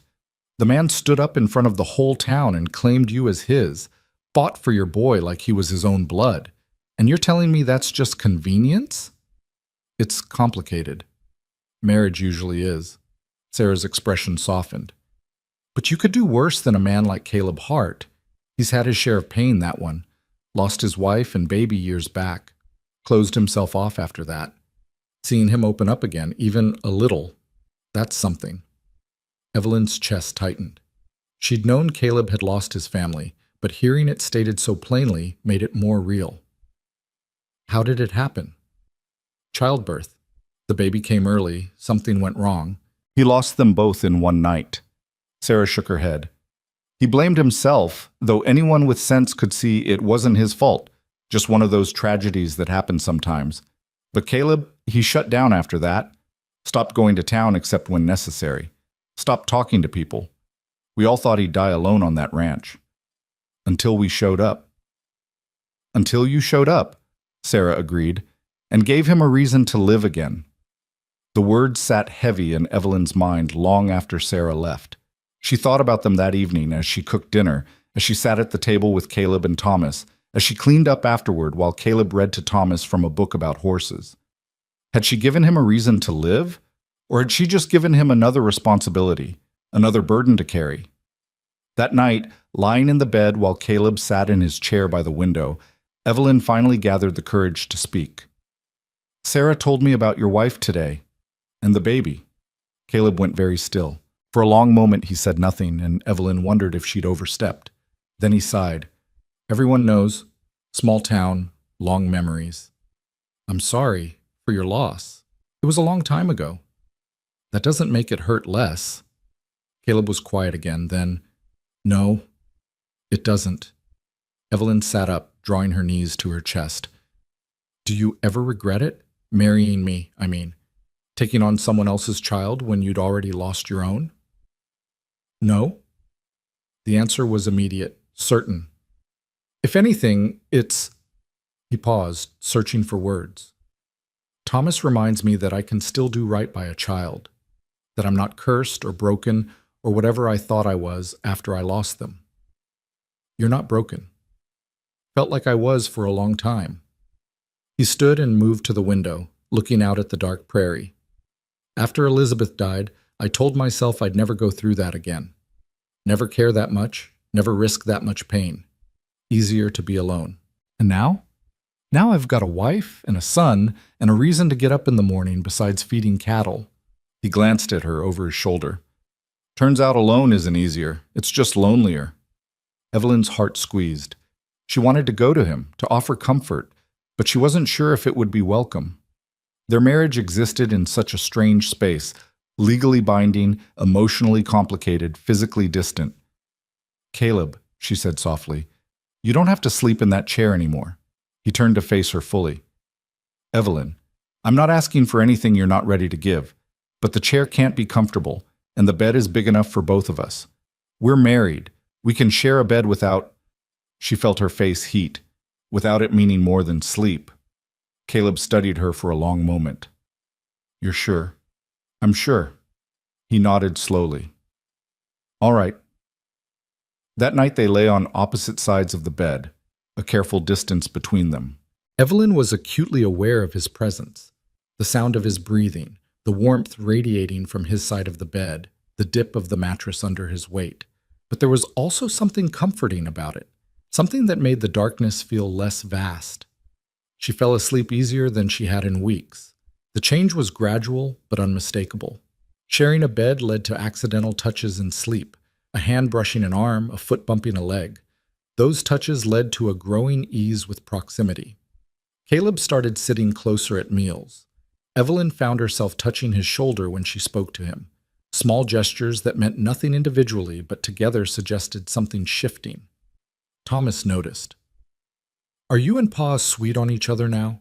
He asked one morning while helping Evelyn gather eggs. Evelyn nearly dropped the basket. What makes you ask that? You smile at him a lot, and he smiles back. And last night at dinner you were holding hands under the table. Had they been? Evelyn tried to remember. They must have been, because Thomas was rarely wrong about such things. We care about each other, she said carefully. Is that all right with you? Thomas shrugged. I guess so. I like it when everyone's happy. Are you happy, sweetheart? Yeah, Thomas grinned. I like it here. I like Pa teaching me stuff. And I like that you don't look scared anymore. Evelyn pulled him into a hug.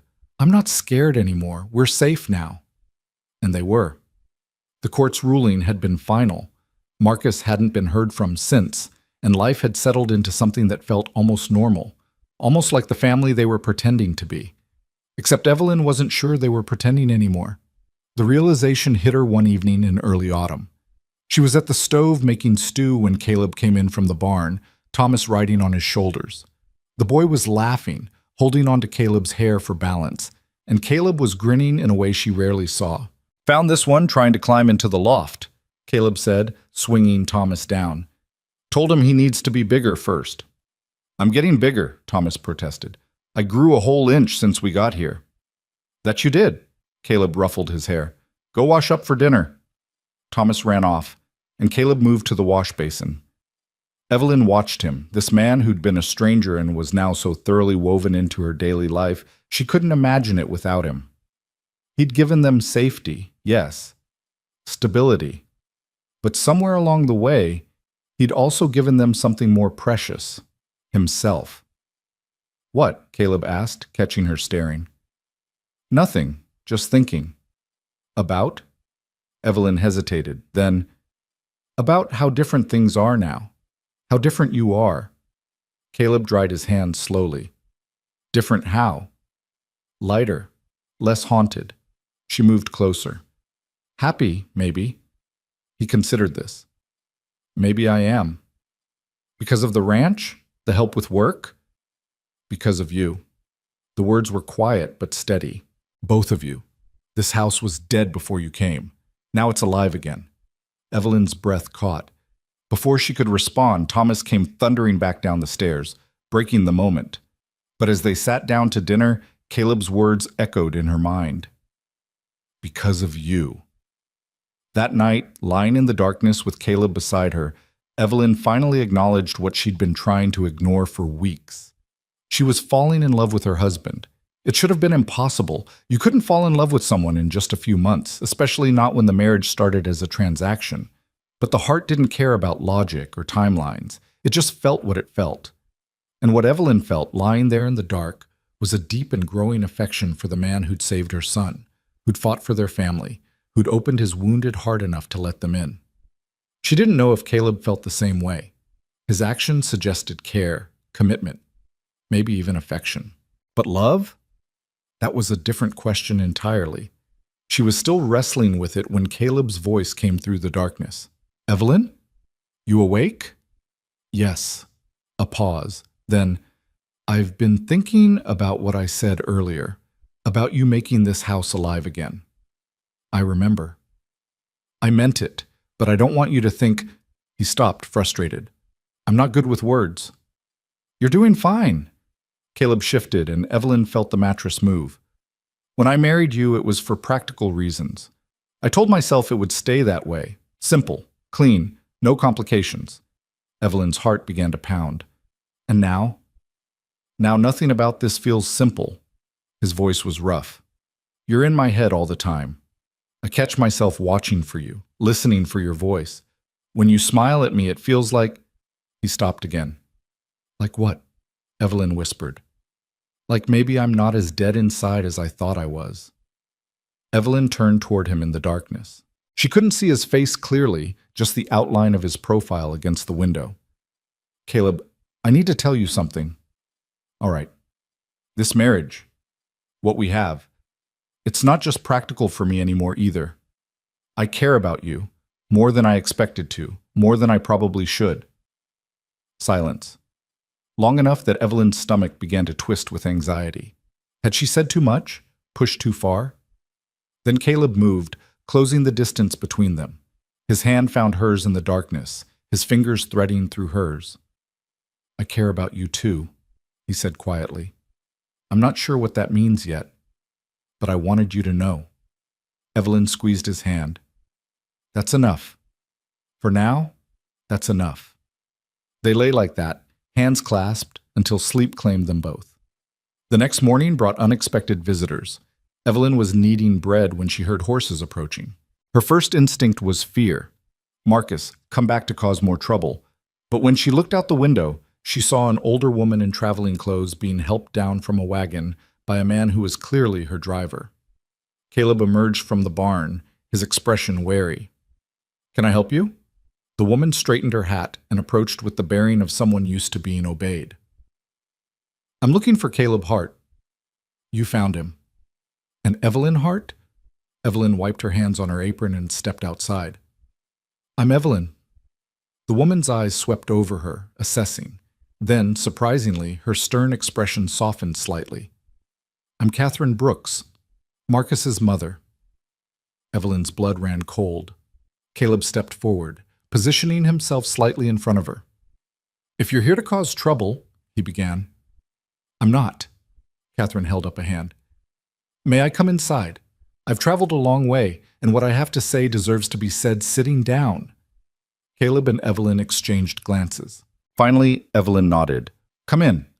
They settled around the kitchen table, tension thick in the air. Catherine accepted coffee but didn't drink it, just wrapped her hands around the cup. I heard about the court hearing, she began.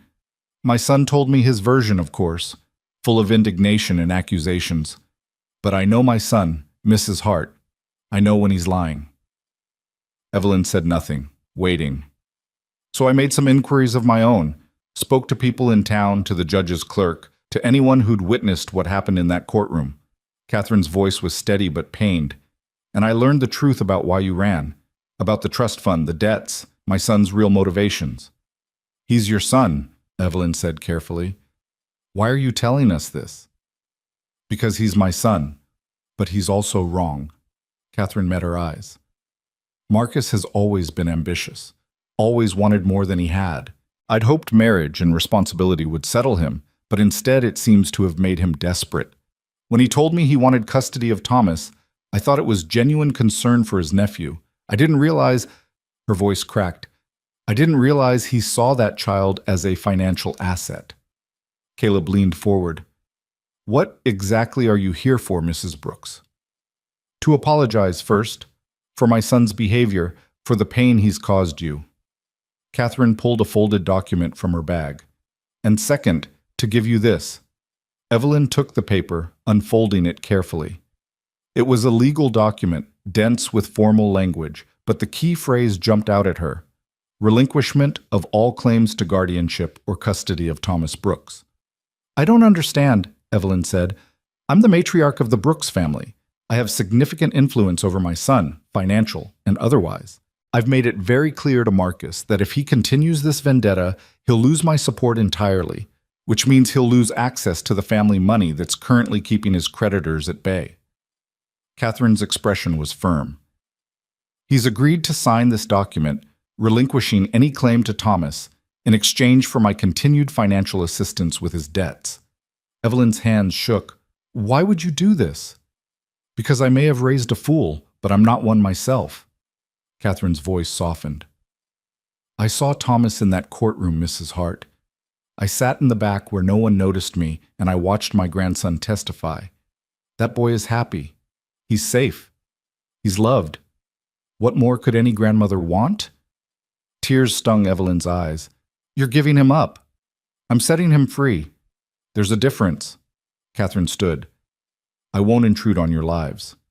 But if you're ever in need, if there's anything my grandson requires, you can contact me. Not as an adversary, as family. She placed a card on the table with her address, then moved toward the door. Caleb stood to see her out. Mrs. Brooks, he said. Thank you. Catherine nodded. Take care of them, Mr. Hart. Both of them. I will. After she left, Evelyn sat staring at the document in her hands. It was over. Truly, completely over. Marcus couldn't come back, couldn't threaten them, couldn't take Thomas. They were safe. Evelyn? Caleb's hand settled on her shoulder. You all right? She looked up at him, tears streaming down her face, and laughed. It came out shaky but genuine. I'm better than all right. We're free, Caleb. Really free. He pulled her to her feet and into his arms. It was the first time he'd held her like this, not out of necessity or for show, but simply because they both needed it. Evelyn pressed her face against his chest, feeling his heartbeat steady and strong beneath her cheek. We're going to be okay, she whispered. Yeah, Caleb said, his voice rough. We are. When Thomas came in from the barn a few minutes later, he found them still standing there, wrapped around each other in the middle of the kitchen. He grinned. You are sweet on each other. Caleb laughed, a real, full laugh that Evelyn had never heard before. Maybe we are, son. Maybe we are. And for the first time since this whole journey began, Evelyn believed it might actually be true. That night, after Thomas had gone to bed, Evelyn and Caleb sat on the porch watching the stars emerge. The air was crisp with the promise of autumn, and somewhere in the distance a coyote called out to the darkness. Evelyn wrapped her shawl tighter around her shoulders, feeling the weight of the day settling into something like peace. I keep thinking I'm going to wake up and find out this was all a dream, she said quietly, that Marcus will still be out there, that we'll still be fighting. Caleb reached over and took her hand, pulling it into his lap. His thumb traced slow circles on her palm. It's real. Catherine Brooks made sure of that. Marcus can't touch us now. I still can't believe she did that. Chose us over her own son. She chose what was right over what was easy. Takes courage to do that. Caleb's voice was thoughtful. Reminds me that people can surprise you, even when you think you've got them figured out. Evelyn looked at their joined hands, thinking about how much had changed in just a few short months. You've surprised me. Have I? Every day. She turned to face him. When I first saw you at that gate, I thought you were going to turn us away. You looked so hard, so closed off. I never imagined you'd become this. This? Someone I can't imagine living without. The words hung between them, honest and vulnerable. Caleb's hand tightened on hers. I was closed off, he admitted. Spent 4 years building walls, telling myself it was safer that way. Then you showed up half dead at my gate with a dying boy in your arms, and every wall I'd built started cracking. He shook his head, tried to fight it. Told myself it was just duty, just an arrangement. But somewhere along the way, duty turned into something else. What did it turn into? Caleb was quiet for a long moment, his eyes on the horizon. When he spoke, his voice was rough with emotion. Love. Somewhere along the way, I fell in love with my wife. Evelyn's breath caught. She'd hoped, suspected, even believed it might be possible. But hearing him say it made her heart feel too large for her chest. Caleb, you don't have to say it back, he said quickly. I know this started as something practical. I know you might not feel, I love you too. The words came out fierce and certain. I've been falling in love with you for weeks. Maybe since the day you stood up in that courtroom and claimed us as yours. Maybe before that. I don't know when it started, but I know it's real. Caleb stood abruptly, pulling her up with him. His hands framed her face, and in the starlight she could see the raw emotion in his eyes. Can I kiss you? He asked. Really kiss you? Yes. He kissed her like a man who'd been holding back for too long, like a man who'd finally given himself permission to feel. Evelyn melted into him, her hands gripping his shirt, and kissed him back with everything she'd been too afraid to show before. It was nothing like the perfunctory kiss they'd shared at their wedding. This was heat and hope and the promise of something real. When they finally pulled apart, both breathing hard, Caleb rested his forehead against hers. I want this to be a real marriage, he said, not just on paper. I want you as my wife in every way, if you'll have me. I'll have you, Evelyn whispered. I already do. They stood there under the stars, holding each other, and Evelyn felt something settle deep in her bones. This was home, not just the ranch, not just the house, but this man and the life they were building together. This was where she belonged. Inside, they climbed the stairs together, hand in hand. When they reached their bedroom, Caleb paused at the door. Are you sure? He asked one more time. Evelyn answered by pulling him inside and closing the door. That night, they became husband and wife in truth, not just in name. And when Evelyn fell asleep in Caleb's arms, she did so knowing that she was finally, completely safe. Not because someone had rescued her, but because she'd found a partner who stood beside her, who fought with her, who loved her not despite her desperation, but because of the strength it had revealed. The seasons turned and life on the ranch settled into a rhythm that felt less like survival and more like thriving. Thomas grew taller, his shoulders broadening with the work he did alongside Caleb. He still talked about his father sometimes, keeping those memories alive, but he called Caleb Pa without hesitation and looked at him with uncomplicated love. Evelyn watched them together one crisp October morning, Caleb teaching Thomas how to repair a fence post while the boy peppered him with questions. The patience in Caleb's voice, the pride when Thomas got something right, the easy affection between them. It was everything she'd hoped for, and more. You're staring again, Sarah Brennan said, appearing at Evelyn's elbow with the basket of preserves. That husband of yours knows you watch him like that? Evelyn laughed, not even embarrassed anymore. Probably. I'm not exactly subtle about it. No, you're not. But then again, neither is he. Sarah nodded toward where Caleb had looked up, caught Evelyn watching, and smiled before returning his attention to Thomas. That man's head over heels for you. Anyone with eyes can see it. I'm head over heels for him too. Good. You both deserve it. Sarah set down her basket. I brought you some plum jam, and I wanted to tell you before you hear it from someone else. Marcus Brooks left town.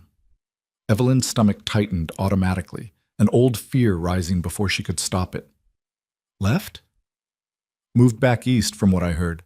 His mother cut him off financially, unless he gave up the custody fight, and without her money, he couldn't maintain his lifestyle here. Last anyone saw, he was packing up his things looking bitter as old coffee. Sarah's expression was satisfied. Good riddance, if you ask me. Good riddance, Evelyn agreed softly. After Sarah left, Evelyn stood on the porch letting the news sink in. Marcus was gone. Not just defeated, but actually gone from their lives entirely. The relief was enormous, but it was also tinged with something unexpected: pity. Marcus had destroyed himself chasing money and control, and now he had neither. She thought about Catherine Brooks, who'd chosen her grandson's happiness over her son's greed. About the courage it must have taken to admit her son was wrong, to actively work against him. Evelyn made a mental note to write to her, to send a letter letting her know Thomas was doing well, that her sacrifice hadn't been in vain. "Mama," Thomas's voice pulled her from her thoughts. "Pa says we can ride out to check the north fence. Want to come?" Evelyn looked at her son's eager face, at Caleb standing behind him with a question in his eyes, and felt her heart swell. "I'd love to." They rode out together, the three of them on horseback, with Thomas chattering about everything he saw. Caleb rode beside Evelyn, and every so often their legs would brush, their eyes would meet, and they'd share a smile that held years of conversation. This was family, Evelyn thought. Not the one she'd been born into or even the one she'd created with her first husband, but the one she'd built from desperation and necessity and unexpected love. Imperfect, unconventional, but wholly theirs. Winter came early that year, sweeping down from the mountains with snow and wind that turned the prairie white. Evelyn had worried about the isolation, about being snowed in for weeks at a time, but instead she found she loved it. The three of them huddled inside while storms raged outside, playing cards and reading by lamplight and telling stories. It was during one of those long winter evenings, with Thomas asleep upstairs and a fire crackling in the hearth, that Caleb pulled Evelyn into his lap. "I have something to tell you," he said. Evelyn's heart jumped. "What?" "I've been thinking about the future, about this ranch." He paused. "When I married you, I said Thomas would be my heir, that he'd inherit all this when I'm gone." "I remember." "Well, I've been to see a lawyer, had the papers drawn up proper. Everything's in writing now, the ranch, the cattle, everything. It all goes to Thomas when the time comes." Caleb's hand settled on her waist. "But there's more. I've also set aside a portion for you, separate from the ranch. Money and property that's yours alone, that no one can take from you. If something happens to me, you'll be provided for." Evelyn felt tears prick her eyes. "Caleb, you didn't have to." "Yes, I did. You came to me with nothing because you'd lost everything trying to protect your son. I'm making sure that never happens again. No matter what, you'll always have security. You'll always be able to stand on your own. I don't want to stand on my own. I want to stand with you. And you will, for as long as we both live. But I need to know you're protected. Can you understand that?" Evelyn cupped his face in her hands. "I understand. And thank you. For thinking of us. For caring enough to make sure we're safe." "You're my family," Caleb said simply. "Of course I care." She kissed him then, slow and deep, pouring everything she felt into it. When they finally pulled apart, Caleb's eyes were dark with desire. "Thomas is asleep," he murmured. "He is. And it's early yet." "It is." Caleb stood, lifting her with him. "Then let's go to bed." They made love slowly that night, taking their time, relearning each other with hands and mouths and whispered words. Afterward, lying tangled together in the darkness, Evelyn felt a contentment so deep it was almost frightening. "What are you thinking?" Caleb asked, his fingers tracing patterns on her shoulder. "That I'm happy, really, truly happy, and I keep waiting for something to ruin it." "Nothing's going to ruin it. You can't promise that." "Maybe not. But I can promise that whatever comes, we'll face it together." He pulled her closer. "That's what family does." Evelyn pressed a kiss to his chest, right over his heart. "I love you. I love you too." They fell asleep like that, wrapped around each other, the wind howling outside but warmth surrounding them. Spring came with a rush of green and new life. The cattle had calved successfully through the winter, and Thomas was beside himself with excitement over the new foals in the barn. Evelyn spent her days planting a garden that was 3 times the size of last year's, already planning what she'd preserve for next winter. It was during one of those long spring days, with the sun warm on her shoulders and dirt under her fingernails, that Evelyn realized she'd missed her monthly courses. Once could be stress or chance. Twice was unusual. 3 times was something else entirely. She didn't say anything at first, afraid to hope, but when another week passed and she woke feeling queasy, she knew. She was pregnant. The realization was overwhelming. Joy and fear and wonder all tangled together. She'd been pregnant before, had carried Thomas and given birth in a comfortable home with her first husband by her side. But this felt different. This child would be born into a family that had been forged through hardship, a family that chose each other every single day. This child would belong to both of them. She told Caleb that evening after Thomas had gone to bed. They were sitting on the porch again, their favorite place to talk, and Evelyn's hands were shaking as she took his. "I need to tell you something," she began. Caleb immediately looked concerned. "What's wrong?" "Nothing's wrong. Everything's right, actually, more right than I could have imagined." She took a deep breath. "I'm pregnant." Caleb went absolutely still. His eyes widened and she saw something flash across his face. Shock, fear, hope, all in rapid succession. "You're sure?" His voice was barely a whisper. "As sure as I can be without seeing a doctor, but yes, I'm sure." Caleb stood abruptly, pacing to the edge of the porch and back. Evelyn's stomach twisted. Was he angry? Afraid? She couldn't read his expression. "Caleb, say something, please." He turned to her, and she saw tears streaming down his face. "I never thought, after Elizabeth, after the baby, I never thought I'd get another chance at this." Evelyn stood and went to him, taking his face in her hands. "You're getting that chance now. We're getting it together." "I'm terrified," he admitted.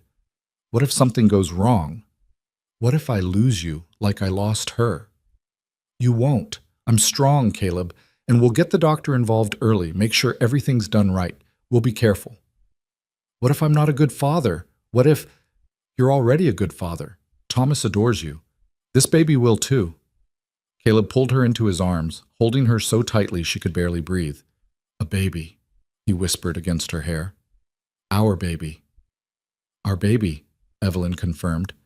They stood there for a long time, just holding each other, letting the reality of it sink in. A new life, created from their love, growing inside her. It felt like a miracle. The months that followed were a blur of preparation and anticipation. Caleb was hovering and overprotective, barely letting Evelyn lift anything heavier than a teacup. She found it both endearing and exasperating, but she understood where it came from. He was terrified of losing her, of losing the baby, of history repeating itself. Thomas was thrilled about becoming a big brother. He helped Caleb build a cradle in the barn, carefully sanding the wood smooth so there wouldn't be any splinters. He talked to Evelyn's growing belly, telling the baby about the horses and the ranch, and all the things they'd do together. "Do you think it's a boy or a girl?" Thomas asked one afternoon while they were shelling peas. "I don't know, sweetheart. What do you hope for?" Thomas considered this seriously. "A sister, I think. I already know how to be a boy, but I don't know anything about sisters. It would be an adventure." Evelyn laughed and kissed the top of his head. "Either way, you'll be a wonderful big brother." As summer turned to autumn again, marking a full year since they'd arrived at the ranch, Evelyn's belly swelled large and round. She moved more slowly now, her back aching and her ankles swelling, but she'd never felt more content. Caleb doted on her constantly, bringing her tea and pillows and rubbing her feet in the evenings while Thomas read aloud from his school books. "We're a real family now, aren't we, Mama?" Thomas said one night, looking up from his book. "We've always been a real family, baby." "I know, but now we're going to be even more real, with the baby and everything." He grinned. "Pa says the baby's going to need all of us to help take care of it. Says raising children takes a whole family." Evelyn looked at Caleb, who was watching them with soft eyes. "Your pa's right. It does take a whole family. Good thing we have one." The baby came on a cold November night during the first snowfall of the season. Evelyn's labor started in the afternoon, and Caleb sent Thomas to fetch the doctor while he stayed with her, his face pale but determined. "I'm scared," he admitted, holding her hand as another contraction gripped her. "I know, but I'm going to be fine. We're both going to be fine. Promise me." "I promise." The doctor arrived just as the sun was setting, and Thomas was sent to stay with Sarah Brennan for the night. The labor was long and hard, and there were moments when Evelyn saw the fear in Caleb's eyes, the memories of his first wife's death haunting him. But she kept her promise. She fought through every contraction, every wave of pain, and in the early hours of the morning, as snow fell softly outside, their daughter was born. The baby came into the world wailing, pink and perfect, and utterly furious about being evicted from her warm cocoon. The doctor placed her on Evelyn's chest, and Evelyn looked down at the tiny face scrunched up in indignation. "A girl," she whispered. "We have a daughter." Caleb was sitting beside the bed, tears streaming down his face unashamedly. "She's perfect. You're perfect. I can't believe—" His voice broke. The doctor cleaned up efficiently, checking both mother and baby thoroughly. "Everyone's healthy," he announced. "Strong heartbeat on the little one, and Mrs. Hart came through beautifully. You've got yourselves a fine daughter." After the doctor left, Caleb climbed onto the bed beside Evelyn, careful not to jostle her. Together they looked down at their daughter, who had stopped crying and was now blinking up at them with dark blue eyes. "What should we name her?" Evelyn asked. Caleb touched one tiny fist with his finger, and the baby immediately gripped it. "Elizabeth," he said softly. "After my first wife. If that's all right with you." Evelyn's eyes filled with tears. "It's more than all right. It's perfect. Elizabeth Hart." "Elizabeth Rose Hart," Caleb amended. "After both of them. After everything that's brought us here." They brought Thomas home the next morning to meet his sister. He approached the bed cautiously, his eyes wide with wonder. "She's so small," he whispered. "You were this small once, too," Evelyn said. "Want to hold her?" Thomas nodded eagerly. Caleb helped him sit in the rocking chair and carefully placed Elizabeth in his arms, showing him how to support her head. Thomas looked down at his baby sister with pure adoration. "Hi, Elizabeth. I'm your big brother, Thomas.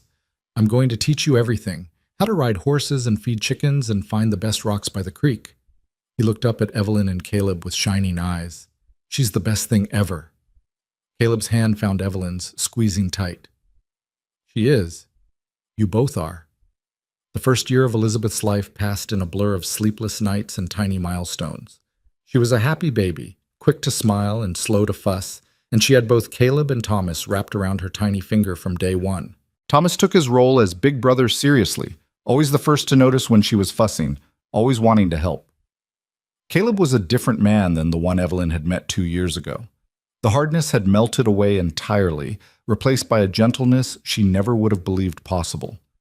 He held Elizabeth like she was made of glass, sang to her in the evenings, and spent hours just watching her sleep with wonder in his eyes. "I never thought I'd have this," he told Evelyn one night. They were in bed, Elizabeth asleep in her cradle beside them. A family, children, someone to love who loves me back. After Elizabeth died, I thought that part of my life was over. And now? Now I wake up every morning and can't believe how lucky I am." He rolled to face her, his hand settling on her waist. "You gave me everything, Evelyn. You gave me a son and a daughter and a reason to live. How do I ever thank you for that?" "You already have. Every day. Just by being you." As Evelyn kissed him softly. "We saved each other, Caleb. That's what we did." As Elizabeth grew from infant to toddler, the ranch prospered. Caleb expanded the herd, built new corrals, and hired help during the busy seasons. Thomas, now 9 years old, worked alongside the ranch hands like he'd been born to it. And Evelyn found herself not just managing a household, but actively participating in ranch decisions, her opinions valued and respected. They were partners in every sense of the word. One spring afternoon, nearly 3 years after she'd first collapsed at Caleb's gate, Evelyn stood on the porch watching her family. Thomas was in the corral teaching Elizabeth how to feed carrots to the gentlest horse while Caleb supervised, ready to catch his daughter if she wobbled. Elizabeth's delighted laughter carried across the yard, and Thomas's patient explanations made Evelyn's heart swell. Sarah Brennan rode up, dismounting with a grin. "Still staring at that handsome husband of yours?" "Every chance I get," Evelyn admitted. "As you should. That man worships the ground you walk on." Sarah tied her horse and climbed the porch steps. "I actually came to tell you something. Got a letter from a friend back east. She mentioned that Marcus Brooks tried to come back to town last month. Evelyn's stomach clenched. And? And his mother shut him down before he even got off the train, told him in no uncertain terms that if he showed his face in this territory again, she'd disinherit him completely. He got right back on that train and left. Sarah's smile was satisfied. That woman doesn't mess around. No, she doesn't. Evelyn thought of Catherine Brooks, who she'd been corresponding with regularly. The older woman received letters about her grandson's progress, pictures Thomas drew, updates on Elizabeth. It was a tentative relationship, but a real one. I'm glad she's keeping her word. We all are. You and Caleb have built something good here. You deserve to enjoy it without that vulture circling. After Sarah left, Evelyn walked down to the corral. Elizabeth saw her coming and squealed, reaching out with chubby arms. Evelyn scooped her up, breathing in the sweet scent of her daughter's hair. Mama, did you see? Lizzie fed the horse all by herself. Thomas was beaming with pride. I did see. You're an excellent teacher. Caleb came up behind Evelyn, wrapping his arms around both her and Elizabeth. Beautiful day. Perfect day, Evelyn agreed. They stood there together, the four of them, surrounded by the land they'd worked and the life they'd built. In the distance, cattle grazed peacefully. The garden Evelyn had planted was already showing green shoots. The house behind them was warm and welcoming, filled with laughter and love.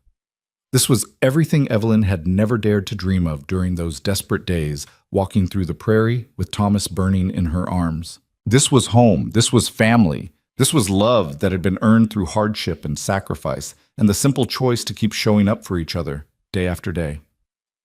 What are you thinking? Caleb asked softly. Evelyn looked up at him, at this man who'd been a stranger and become her everything. I'm thinking about how far we've come, how different everything is from that day I showed up at your gate. Best day of my life, Caleb said, even if I didn't know it at the time. Mine too. Thomas tugged at Evelyn's sleeve. Mama, can we have a picnic dinner tonight, out by the creek? I think that's a wonderful idea. They spent the evening by the water eating Evelyn's fried chicken and fresh bread while Elizabeth toddled around collecting rocks, and Thomas told elaborate stories about his adventures with the cattle. Caleb sat with his arm around Evelyn's shoulders, and every so often he'd lean down to kiss her temple or whisper something that made her laugh. As the sun set, painting the sky in shades of orange and pink, Thomas looked up from his rock collection. Pa, do you ever think about what would have happened if Mama and I hadn't come to your ranch? Caleb was quiet for a moment. Sometimes. I think I'd probably still be alone, just going through the motions of living without really being alive. And we'd probably be... Thomas stopped, the unspoken ending heavy in the air. But that didn't happen, Evelyn said firmly. We found each other. We built this family together, and that's what matters. Will we always be together? Thomas asked. There was a vulnerability in his voice that made Evelyn's heart ache. Always, Caleb promised. You're my son. Elizabeth's your sister. Your mama's my wife.